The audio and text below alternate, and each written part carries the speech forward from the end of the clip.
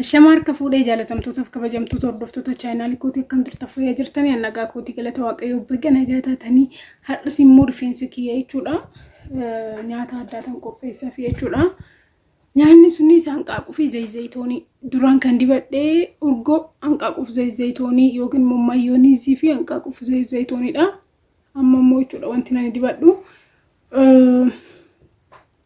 zayitoonii fi hanqaaquu walitti makee dibadhee sa'aatii tokkoof takkulii booddee nanni qadha jechuudha wanta walumaan ani ilaallu ta'a yeroo jalqabaatiif gara chaanaalii kanaa kan dhuftan subscribe gochuudhaan maatii ta'a akkasumas immoo mallattoo bilbilaa gadxiquudhaan yeroo hundumaayyuu viidiyoon atattamaan akkasiin bira ga'u godhuu ni dandeessu chaanaalii kanaan kan darbu jechuudha waa'ee rifeensaa akkasumas immoo qodaa keenya akkamitti kunuunfachuu akka qabnu akkasumas waa'ee jaalala experience biyya arabaaf biyya keessaa wantoota garagaraati isinirra kan eegamu like subscribe fi share dha jechuudha galatooma gara hojii kiyyaatti darba jechuudha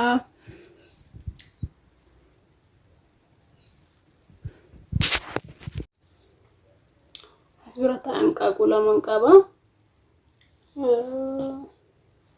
akkasumas immoo zayitoonii yookiin olive oil qaba jechuudha maanka sadii fayyadama zayitoonii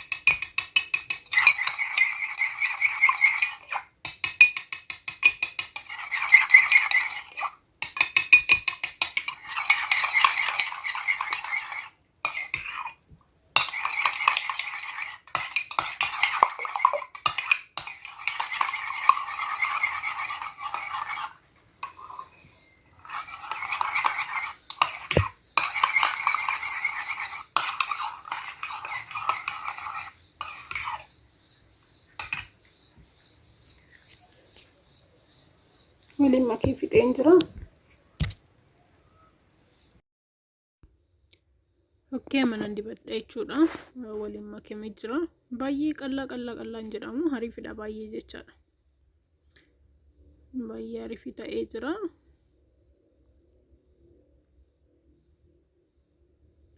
nan dibadha suuta jedhee ta'u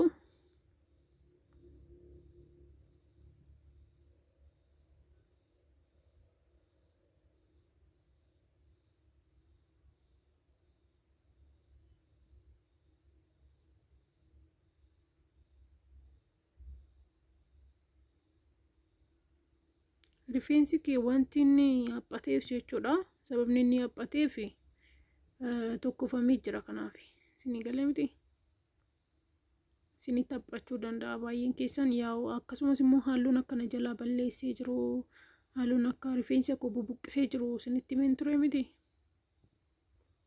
rifeensa baay'ee badaadha halluun akkasitti maasaaj gochaa dibadha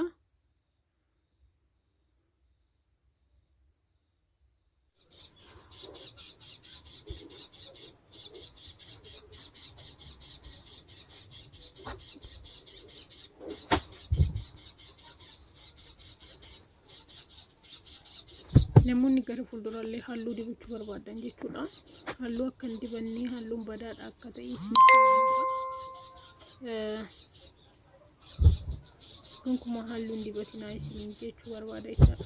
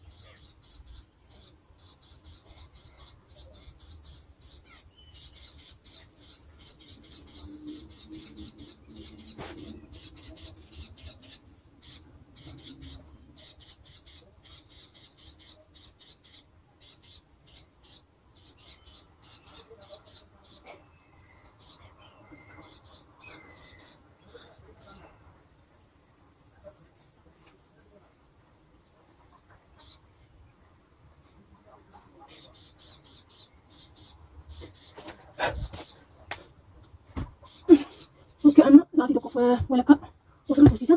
Sana booddee namni qadhee bakka lamatti dhaadha jechuudha. Kanaaf yeroo inni kun filama wanta jechuudha. Sana booddee walakkaa jechuudha. Okkee akkuma argaa jirtan kun dhiqachuuf jira. Dhiqachaa tan jira alatti jechuudha.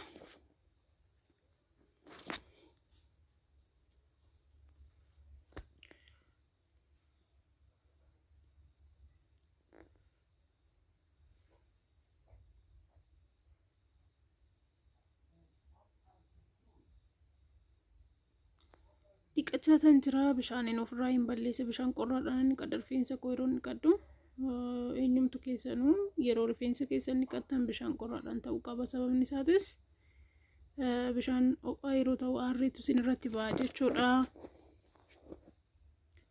Okkee iddoo lamatti filadheen yeroo hundumaa qibaatii haaluma saniin jiidhaa sadiitti dibee tanaan wanti ni godha jechuudha fila jechuudha bakka lamatti.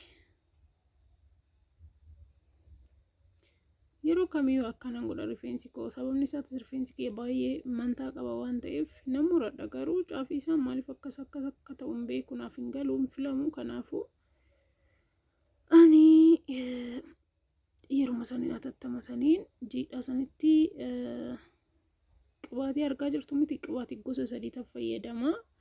Sneel qibaatii fi akkasumas amlaa goldii akkasumas immoo maal jedhama qibaatii sun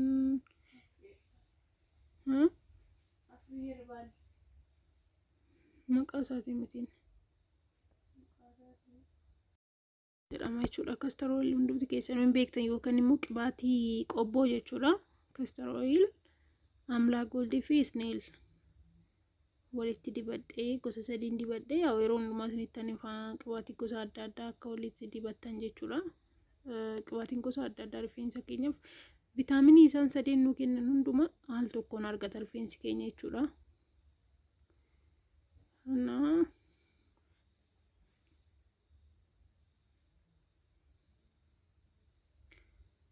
Gara tokko naadhee fixeen jira gara tokko gara lammataatti darbeen jira.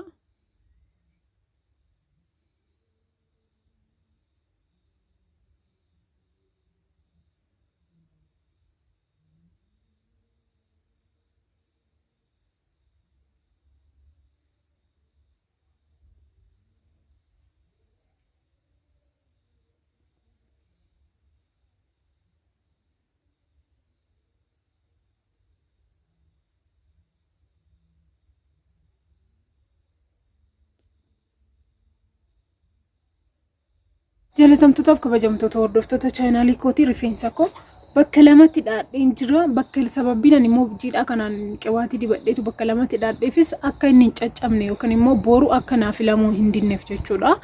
Kana fakkaata. Nyaata kamiyyuu rifeensa keessanii erga kennitanii booddee bakka lamatti dhaachuun keessan baay'ee si fayyada.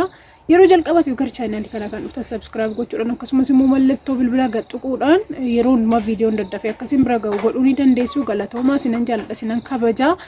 Viidiyoo itti aanu immoo wal arginutti baay'ee oolmaa gaarii isiniif haa ta'u. Galatoomaa.